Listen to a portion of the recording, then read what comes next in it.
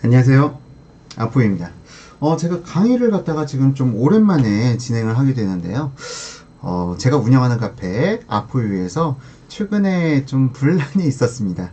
부동산들의 단합으로 인해서 그 가격 조정을 했다는 그런 의혹이 일었고요. 그 의혹으로 인해서 그 지역에 사는 분들이 공분이 어마어마하게 높아졌어요.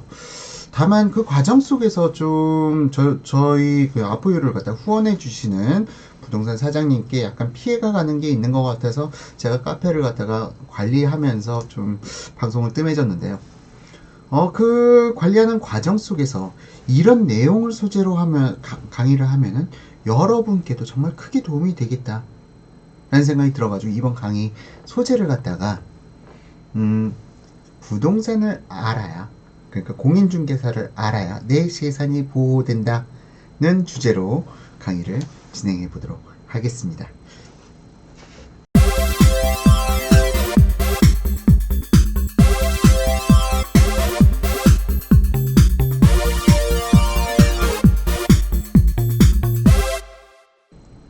자, 부동산 시장을 보면요. 우리 일반적으로 부동산 시장에 관심이 있는 분들은 두 가지 유형으로 나뉩니다. 상승론자가 있고 하락론자가 있어요. 앞으로도 부동산 시장은 지속적으로 상승해 갈 것이다. 아니다. 앞으로 부동산 시장은 하락해 갈 것이다. 각자의 첨예한 논리들이 있습니다. 어떤 논리를 들으면 이분 말이 맞는 것 같고 어떤 논리를 들으면 이분 말이 맞는 것 같아요. 자, 일반인들도 부동산에 관심 있는 분들이 그러실진데 공인중개사, 공인중개업을 하시는 분들도 분명히 그런 입장 차이가 있을 거예요. 어떤 부동산 사장님들은 부동산 가치가 앞으로 상승해 갈 것이다. 어떤 부동산 사장님은 앞으로 주택가격 하락해 갈 것이다. 그리고 분명히 이런 그 성향에 따라서 그 부동산, 공인중개사의 성격이 나타나게 됩니다. 자, 재밌는데요. 공인중개업은 무조건 중립을 지켜야 돼요. 무조건 중립을 지켜야 됩니다. 그래야 매도인한테나 매수인한테나 내 자신이 떳떳할 수 있기 때문이죠. 하지만 이 부동산 사장님이 가지고 계신 마인드에 따라서 내가 주장은 목소리의 크기는 달라져요. 이분은 분명 부동산장이 상승해 갈 거라고 생각하시는 분이에요. 그럼 이분은 팔 때 자신감 있게 얘기합니다. 이러한 논리에 의해서 앞으로 부동산 시장 상승해 갈 것입니다. 그러니까 사십시오. 자, 목소리에 보다 설득력이 있죠. 반면 이 하락해 갈 것이라고 생각하시는 부동산 사장님들 입장에서는 고객님, 지금 시장이 이래요. 앞으로 부동산 시장 하락할 겁니다. 라고 얘기할 때 자기가 생각하는 그 신념에 따라서 목소리가 더 커집니다. 그리고 그 목소리에 따라서 설득력이 있죠. 자, 그러다 보면은 이 하락론을 외치시는 분들이 분명히 저가의 매물들, 부동산들을 갖다가 잘 끌어와요. 물건을 잘 따온다고 합니다. 물건을 잘 따오시는 분들은 하락론자들이세요. 반면 상승론자이신 분들은 물건을 잘 파시는 분들이죠. 설득력이 강하니까. 자, 그런데 이 하락론을 주창하시는 분이 과연 물건을 잘 팔까요? 그렇다면 이분은 정말 나쁜 사람이에요. 일반적으로 보편적으로 하락론을 말하시는 분들은 물건은 잘 가져오시는데, 잘 끌어오시는데 잘 팔지는 못해요. 반면 상승해 갈 것이다 라고 얘기하는 분들은 저가의 물건을 가져오실 수가 없는 거죠. 오히려 이런 분들은 지금 파실 때 아닌데요. 좀만 더 기다려 보시죠. 라고 얘기를 합니다. 참 재밌는 현상이긴 한데요. 여기서 이 분들이 간극이 발생되죠. 이분들은 물량이 항상 없어요. 이분들은 항상 고객이 없어요. 물건 사줄 고객이. 그러다 보니까 이게 합의점 맞춰지는 게 바로 공동중개망입니다. 이분들은 저가의 물건을 잘 끌어오세요. 그리고 공동중개망에 올려놔요. 그러면 상승할 것 같다라고 생각하시는 분들은 저가의 물량 떴네 하면서 바로 건져서 자기 고객들한테 먼저 주시죠. 여기 저가 물량 나왔어, 떴어. 오 사장 지금 물건 나왔어.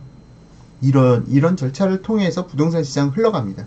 그렇기 때문에 부동산 시장에서 상승론자만 존재할 수도 없는 거고 하락론자만 존재할 수도 없는 거죠. 이 두 개의 접점이 맞춰지면서 부동산 시장이 흘러가게 됩니다. 자, 다만 매물을 내놓으실 때 여러분들 지금 이 사실을 아셨다면 어디다 매물을 내놓으셔야 될까요? 뭐 더 이상은 설명드리지 않겠습니다. 자, 그럼 여기서 하락론 주택시장을 갖다 부정적으로 보시는 부동산 사장님들이 유독 신도시에 많다는 거. 지금 저희 카페에서는 특정 신도시에서 지금 이런 문제가 상당히 불거졌는데요. 이 하락론을 주창하시는 분들이 왜 신도시에 많을까요? 이 부분 마저 설명드리도록 하겠습니다.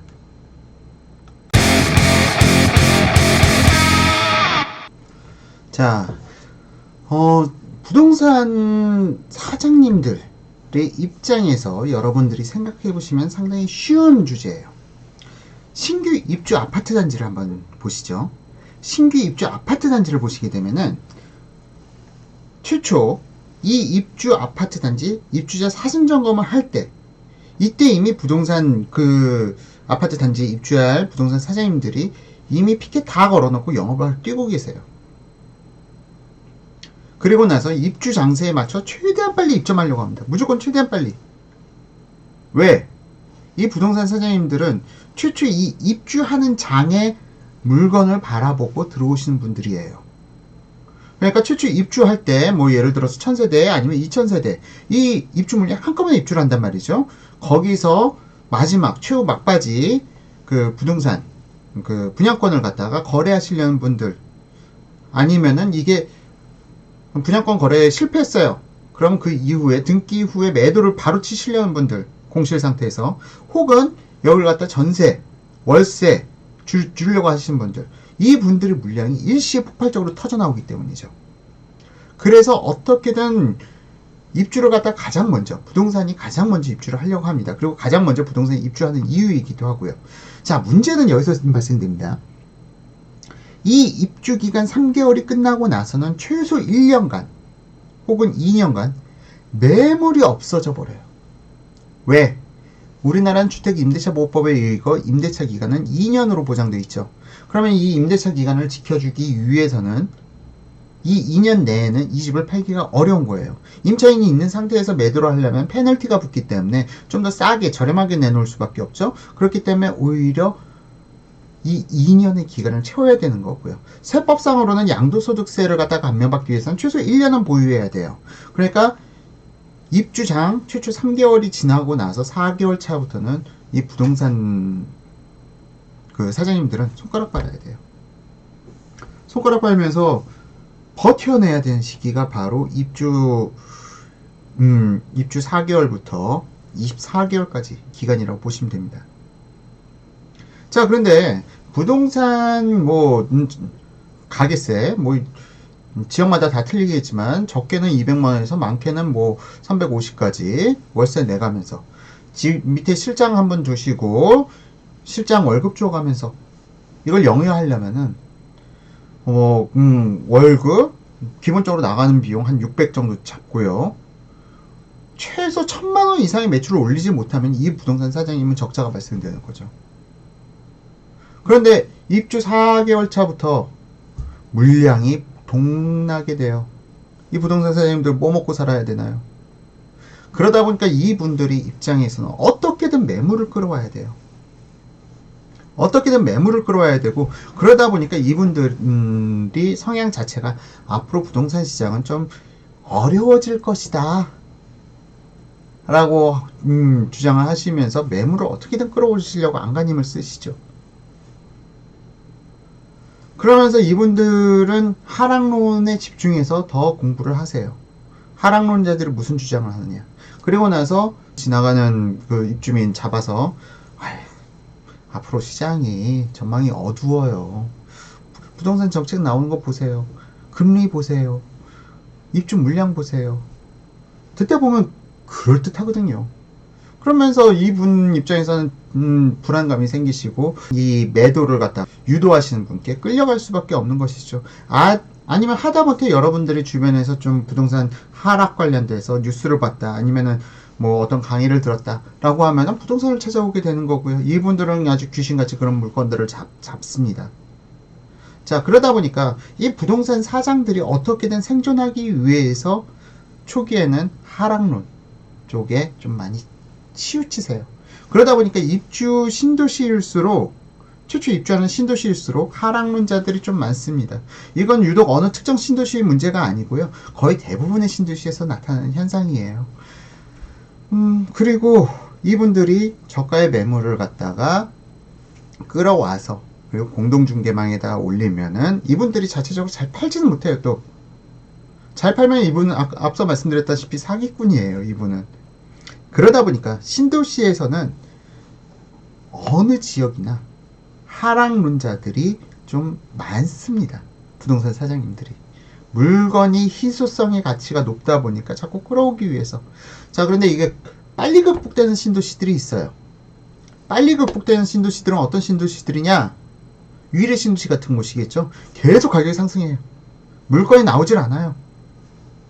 그런 경우에는 부동산 하락론자들이 주장하면은 오히려 그런 사장님들은 바로 쫓겨나죠. 그러다 보니까 상승해가는 신도시에서는 그런 사장님들 오래 영업을 못 하시고 한 1년, 2년 영업하시다가 전부 빼고 나가시는 것이죠. 자, 물론 이런 하락론자들이 내 아파트 단지의 메인 가장 입지 좋은 곳에 이런 하락론자를 주창하시는 부동산 사장님이 있어. 속상한 일이죠. 내 아파트, 내가 가진 아파트 단지의 가격을 갖다 띄워주는 게 아니라 계속 물건 잡으려고 싸게 끌어모으니까 상당히 언짢으실 수밖에 없는 부분입니다. 그러다 보니까 이런 분들이 영업을 갖다 오래 하기는 좀 쉽지 않다. 뭐 사실 뭐 특정 어느 신도시뿐만 아니라 대부분의 신도시들이 이런 분들이 계세요. 이런 하락론을 옹호하고 앞으로 가격이 하락할 것이다 하면서 물건을 잘 싸게 가져오시는 분들, 이런 분들 덕분에 뭐 소비자 입장에서는 저렴한 가격에 매수를 하실 수도 있는 것이고요. 자, 그러니까 시장이 꼭 어느 한쪽 방향이 좀 치우쳐져 있다. 그런 경우는 오히려 매수 타이밍이 될 수도 있어요. 어떤 특정 단지에 좀 그런 그 하락론자 부동산 사장님이 계셨다. 근데 이 사장님은 오래 영업을 할 수 없다라고 말씀드렸죠. 부동산 가격이 지속적으로 상승해가는 장에서는 이분은 영업을 오래 못하시고 결국 가게 빼고 나가시니까 이런 단지들을 노려보는 것도 개인적으로는 뭐 나쁘지 않다고 생각합니다. 자, 이번에 두 번째로 여러분들께서 궁금해하실 만한 사항, 허위 매물에 대해서도 한번 짚어보도록 하겠습니다.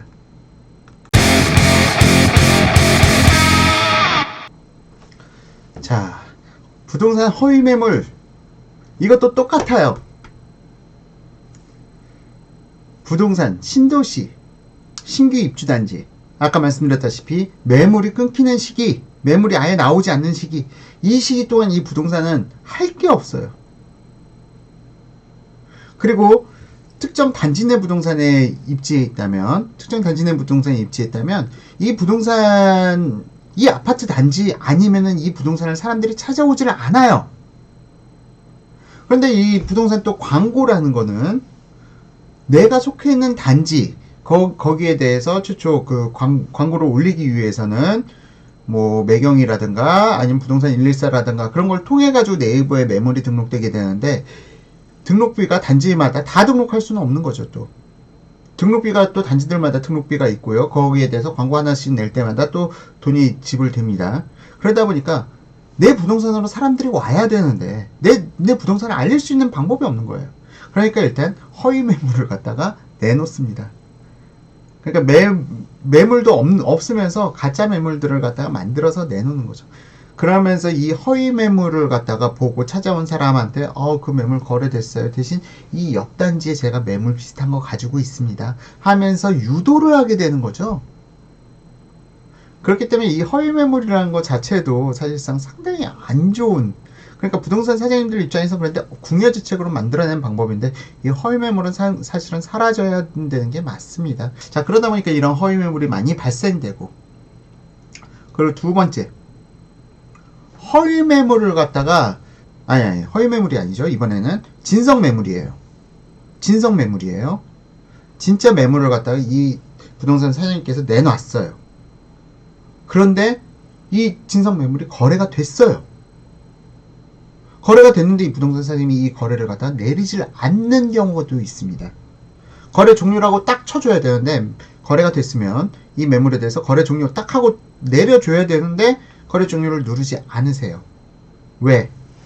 거래 종료, 이 매물이 계속 떠 있으면은 그만큼 계속 이 부동산은 노출 광고가 이루어지니까. 그러니까 거래 종료가 이루어지지 않고 있는데요. 사실상 이런 관행에 대해서는 매수인 분께서 분명히 기억하셔야 돼요. 매수인 분께서 거래하고 나서 거래 종료 눌러주십시오 라고 부동산에 요구를 해야 되는 거예요. 안 그러면은 잘 안 들어주는 부동산 사장님들이 많아요. 이 거래 종료를 내려줘야 그 다음 이 거래 물건이 사라지고 고가의 물건이 그 위에 뜨게 되는 거거든요. 그렇기 때문에 이거는 매수인 입장에서 항상 눈여겨서, 내가 이 아파트를 매수했다 그러면은 부동산 사장님께 이거 네이버에 지금 매물 등록되어 있는데 제가 거래했으니까 바로 거래 종료 눌러주세요 라고 매수인께서 내 재산의 가치 보호를 위해서 반드시 말씀해 주셔야 될 부분이에요. 이런 허위 매물, 그러니까 이거는 거래가 종료된 이런 종류의 허위 매물들이 계속 그 인터넷상에 오르게 되면은 네이버에서 딱 살펴봤을 때는 저가의 매물들이 계속 남아있게 되는 것이죠. 그리고 이걸 이용해서 부동산에서는 또 여기 보세요, 이렇게 낮은 가격에도 매물이 올라와 있어요 하고 얘기를 하기 때문에 이런 부분에 대해서는 좀 경계를 해야 될 필요가 있다 라고 저도 말씀을 드립니다. 그렇다고 뭐 지금 사실상 이 허위 매물에 대한 부분 좀 단속하기가 쉽지는 않아요. 모신도시에서는 지금 그런 허위 매물들을 다 솎아내기 위해서 네이버에 부동산 광고를 다 내리고 처음부터 다시 시작하겠다 하지만, 또 주변 어느 부동산에서 이런 걸 가지고 또 그런 악습이 다시 재현될 가능성은 어느 정도 있다고 봅니다. 하지만 이런 상황 속에서 부동산이 흘러가게 되는 것이고, 그러면서 앞서 말씀드렸죠, 부동산 폭락론자를 갖다가, 그러니까 저가의 매물로 해서 유혹하는 부동산들은 오래 살아남기 힘들다고, 어느 지역이나 마찬가지입니다. 그렇기 때문에 좀 이런 부분에 대해서는 좀 이제 그 정상화 단계를 갖다가 거쳐가는 과정에 그러니까 정상적인 시장을 형성해가는 과정 속에서 다듬어지는 단계다라고 보시면 돼요. 모든 그러니까 부동산 거래가 처음부터 딱 시스템이 갖춰져서 이 시스템에 따라서 쭉 흘러가진 않습니다. 어느 신도시나 그래요.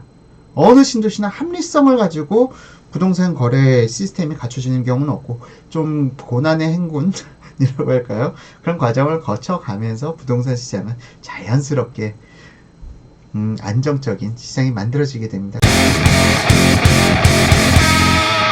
자, 그럼 이제 마지막 단계. 제가 얘기를 계속 말씀을 드리는데, 그럼 네이버 부동산을 갖다 믿질 않으면 도대체 뭘 믿으라는 거냐? 사실은 저는 네이버 부동산 시세는 거의 잘 안 봐요. 네이버 부동산 시세를 통해서 내가 얻을 수 있는 정보보다는 사실상 좀 현혹될 가능성이 더 높기 때문이죠. 네이버 부동산 시세 부분 가지고는 허위 매물, 뭐 여러 개의 신도시들에 대해서 저도 이미 알고 있었던 사항이고 모르는 바 아니기 때문에 저는 항상 실거래가를 신뢰합니다. 실거래가 위주로 해서 보고요. 자, 실거래가도요, 실제 동호수가 안 나와서 그렇지 층수는 다 나와 있어요. 그걸 보면서 약간 가늠해 보는 것이죠. 자, 이걸 갖다가 국토교통부 실거래가조차도 지금 바로 즉각적인 현 시세를 갖다 알 수는 없어요. 왜냐면 부동산에서 거래된 이 거래 물건들이 신고 의무기일이 60일이에요. 현 시세를 정확하게 보기 어렵다. 자, 그 다음 세 번째, 가장 정확한 건 부동산 사장님들이죠.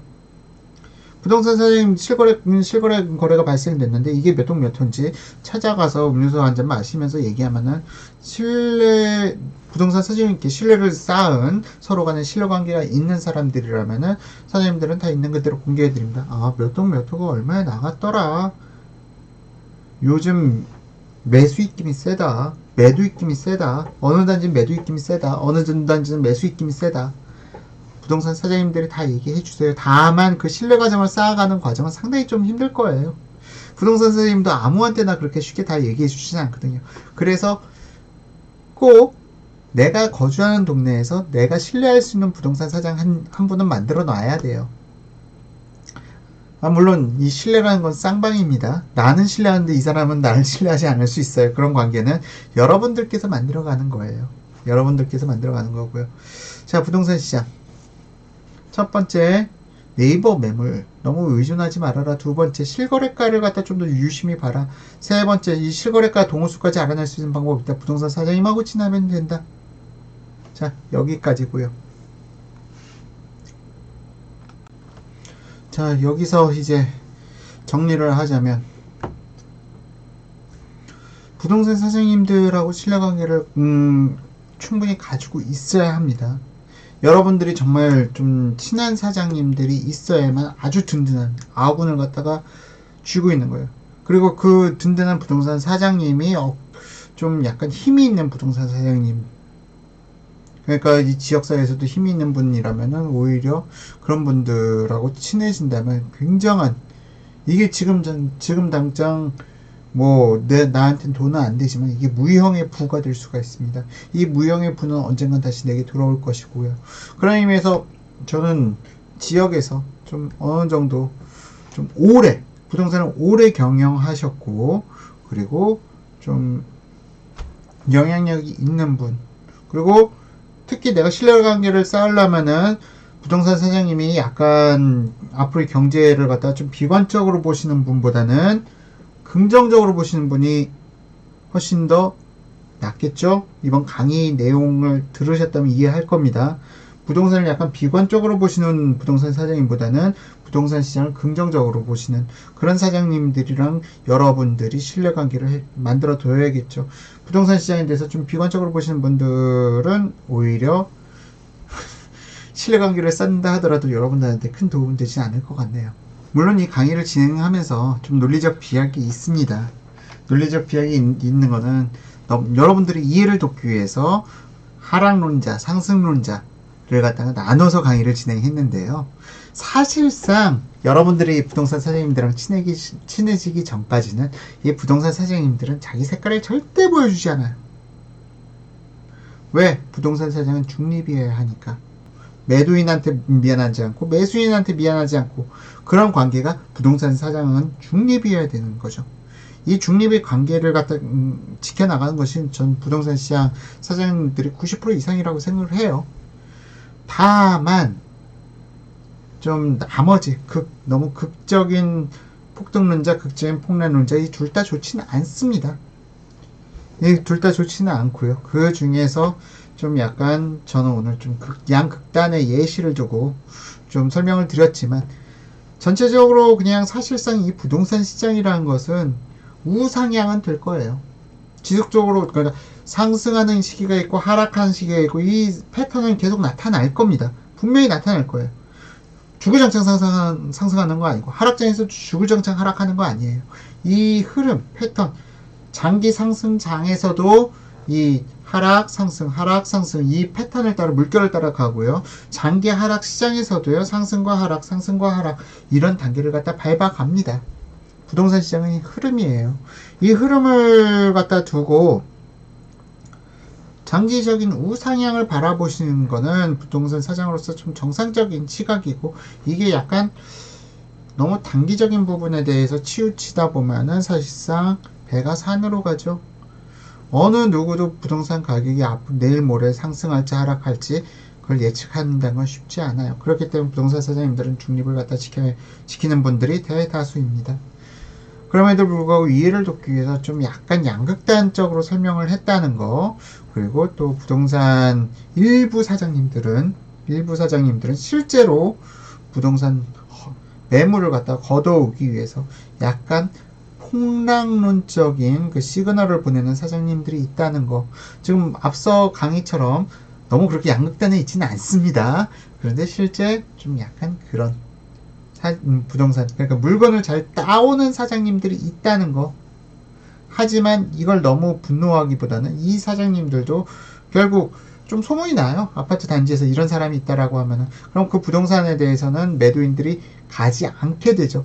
가지 않게 되는 순간 그 부동산은 점점 좀 사양길에 접어들게 되고요. 이런 분들은 또 다른 신규 아파트 단지로 가가지고 또 똑같은 패턴의 영업을 취할 겁니다. 자, 일단 어쨌든 이 모든 과정이 내가 이런 좀 불합리한 일을 당했다라고 해서 유독 그 단지에만 있었던 일은 아니다. 거의 대부분 신도시에 이런 분들이 꼭 계신다. 그리고 제 강의가 너무 좀 이걸 갖다가 좀 이해를 돕기 위해서 너무 과장되게 설명된 부분이 있는데 실제로 이런 분들은 그렇게 많지 않다. 어느 부동산 사장이건 한 개 단지에서 오랫동안 업을 갖다 유지하기를 원하시지 좀 이렇게 단타족, 그러니까 폭락을 갖다가 좀 세뇌시켜서 저가 물건 가져오시는 분들, 이런 분들은 좀 소수다. 그런데 그 소수의 부동산들이 활동했던 그런 단지들은 좀 상승이 좀 더뎠다는 부분, 그런 부분, 그리고 그걸로 인해서 피해를 입으신 분들에게는 심심한 유료의 말씀드립니다. 부동산 시장이라는 게 사실상 또 그런데 그런 분들이 발생되는 아파트 단지는 또 그럴 이유가 있어요. 좀 깊이 들어가보면 다 인과관계가 나타납니다. 그걸 갖다 일단 지금 여러분들께서 다 궁금하신 거 다 알기는 좀 힘들어요. 실제 이 살아가는 세상, 누구는, 그러니까 이 부동산 현업에 종사하시는 분들 10년을 있어도 새롭게 공부하는 부분이 있고요. 20년을 계셨어도 또 새롭게 공부하는 부분이 있습니다. 30년을 부동산 업에서 종사하셨어도 또 새롭게 배우는 부분이 있어요. 학문이란 건 끝이 없습니다. 여러분들이 지금 궁금하고 의혹이 생기고 뭐 그런 것들 갖다가 한 큐에 명확하게 해결해 준다? 신이 아니고는 불가능합니다. 다 이 세상을 공부하는 중생들이에요. 우리 모두는. 내가 좀 많이 안다라고 교만을 갖다가 부리는 분들은 사실상 가장 하수죠. 벼는 익을수록 고개를 숙입니다. 내가 아는 게 무조건 최고인 양 얘기하는 분들, 가장 경계해야 될 분, 그리고 특히 주장이 세신 분들 있죠. 그 사람들은 자기가 옳다라고 생각해요. 그런 사람들이 가장 틀릴 가능성이 높다. 확신합니다. 자, 이상으로 오늘 너무 괜히 쓸데없는 얘기까지 많아졌는데 오늘 강의 마치도록 하고요. 앞으로는 지속적으로 여러분들께 도움이 될 수 있는 강의를 진행해 나가도록 하겠습니다. 오늘 여기까지 들어주신 아포유 가족 여러분, 그리고 유튜브 시청자 여러분 감사드립니다. 다음에 더 좋은 방송으로 찾아뵙겠습니다.